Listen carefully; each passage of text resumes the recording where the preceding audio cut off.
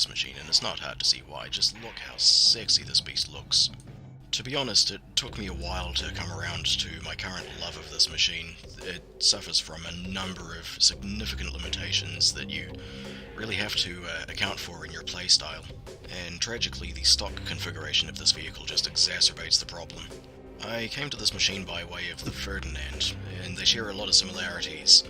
The stocked Jagdtiger is essentially just a bigger, slower, less mobile, less maneuverable, less well-armoured Ferdinand. If you've previously researched any of the German heavy line or significantly up the medium line, the good news is most of the soft modules will already be unlocked. You'll have the engine, you'll have the radio, but those stock tracks, those horrible, horrible stock tracks, mean that you can either mount the engine or you can mount equipment like gun rammers on the Jagdtiger. And even with the top engine, it is slower and less mobile than the Ferdinand. It is really a painful experience, and having to choose between that little bit of extra engine power or the ability to fire as quickly as you did in the vehicle that preceded it, it's going to be a heartbreak. Something interesting to note with the Jagdtiger is they've made a slight mistake in the description where it says 38 km/h speed limit. That's a bit of an error. It's not actually the speed limit, it's the terminal velocity, because it's only ever going to reach that speed if you drop it out of a plane. So we've established that I consider the vehicle to be a bit of a lumbering liability, but what about the gun? Do I like the gun? There's something on your face! It was pain! Oh, yeah. Yeah, I like the gun. I really, really do. The gun exemplifies every good thing about the German guns. It's fast firing, it's accurate, it's punchy, it's just... the penetration is fantastic, it's phenomenal. With a 100% crew and a gun rammer fitted, this thing cranks out over 3,000 damage per minute. It's just a joy to use. It's a pity it's strapped to such a lumbering beast, but it more than makes up for it, it really does. What are the defining characteristics of the Jagdtiger? It's not agile, it turns like an ocean liner, the entire side is made out of ammo racks, the only armor worth a damn is the triangle at the top, but it's got a gun with an incredibly good rate of fire, it punches really, really hard, and if you're just sitting back waiting for people to drive into your line of sight, you're really missing out on the true potential of the gun. So in order to get the most out of the Jagdtiger, what you're going to want to do is take an early, aggressive position, find a good hull-down location, preferably a nice linear engagement where you can be certain that there's going to be a lot of enemy action, and just let the gun sing. Now, let's see how it plays out in practice. This match was a flawless example of Jagdtiger play that I managed to get under wraps on my final day of grinding out for the Jagdpanzer E100. Platooned with my trusty mascot Doc in his tragically stock Centurion 7-1 in a Tier 9 match on Severogorsk, an absolutely brilliant match for my preferred Jagdtiger playstyle. My plan is to go and dig in at F3, get myself into a decent amount of cover, pop the superstructure over the ledge there, and effectively hold the choke point against any and all opposition headed that way. And as there's no artillery in this match, it's going to be extremely difficult for the enemy to dig me out. Doc's coming along to lend support in case any sort of fast harassment tank gets around my flanks and starts making itself annoying. He should be able to clean them up in short order. Unfortunately for him, our T-25AT has got the same idea as I do, but as a Tier 7 tank destroyer with, what, 76mm of frontal armour, at point-blank range, he's not going to do well in this position. It's when you're bottom tier like that, you want to put a bit of distance between yourself and the enemy. As they say, experience is the greatest teacher, and experiencing that damage there, he's sort of taken the lesson to heart, wisely disengaging from the corner and allowing me to take his place. Rocking up into position now. The great thing about choke points is they allow a smaller force to hold off a larger concentration of tanks relatively easily, allowing the rest of your team to deploy to other hotspots and employ superior numbers there to finish them off quickly.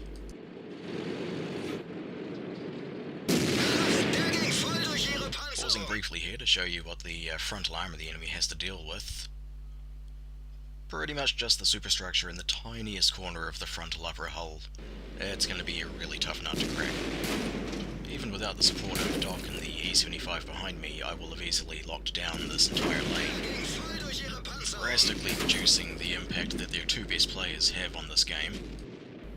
So we've got a Patton, a 110, a Tiger, and fruitlessly bouncing shots off my superstructure.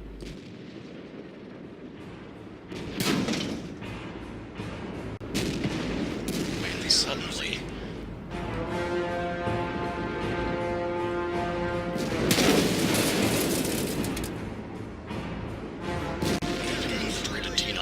is coming off second best in this exchange.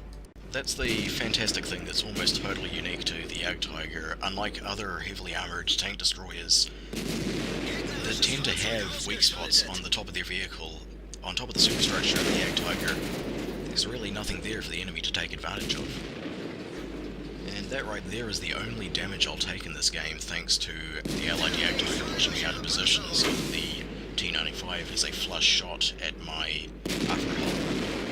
If it was still only my superstructure showing, he would have had no hope of penetrating whatsoever. And yeah, it's irritating, but, you know, these things happen. Just shrug it off, roll with it, and keep your gun singing. And time for another object lesson in the vulnerability of top-mounted weak spots. Now, I've spent about 2 minutes facing off against the enemy down this line, and in that time I've already done almost 5,000 points of damage, and taken only one penetrating hit with a little help from our friends.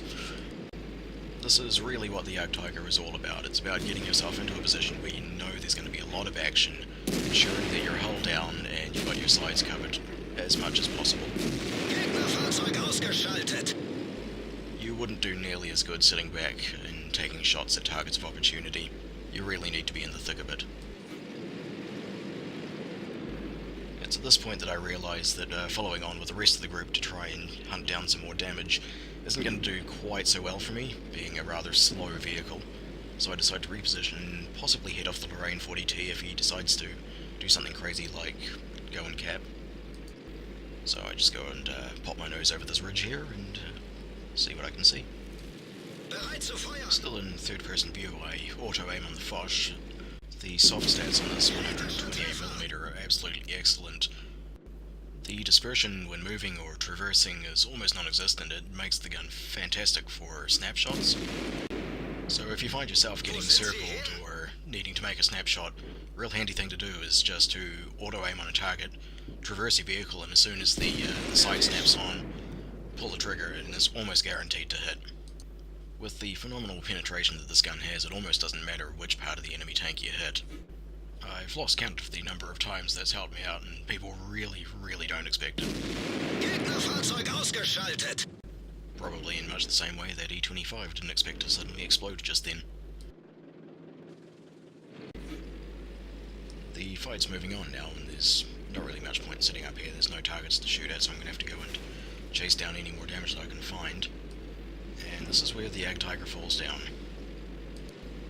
It can take a pounding, the gun can straight up murder a bitch, but if the fight moves on without you, you're going to be struggling to do anything significant.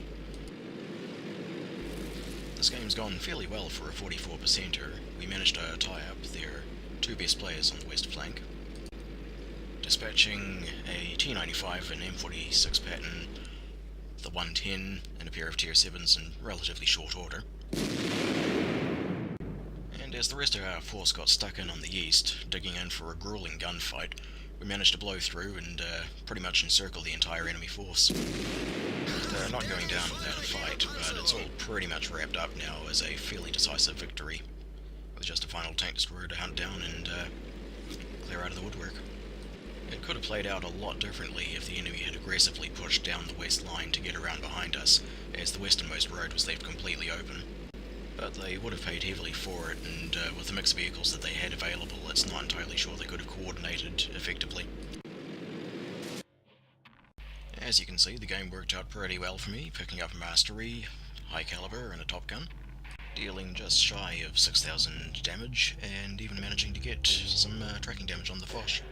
I was even generous enough to share some damage with the Jagdtiger and the 75 that were with me, who were able to clean up after breaking through the western flank there. So that's how you play the Jagdtiger. At the start of the game, you pick a spot that you know you can get hull down where there's going to be a lot of action, get there aggressively at the beginning, and just lay down a withering hail of fire that never lets up.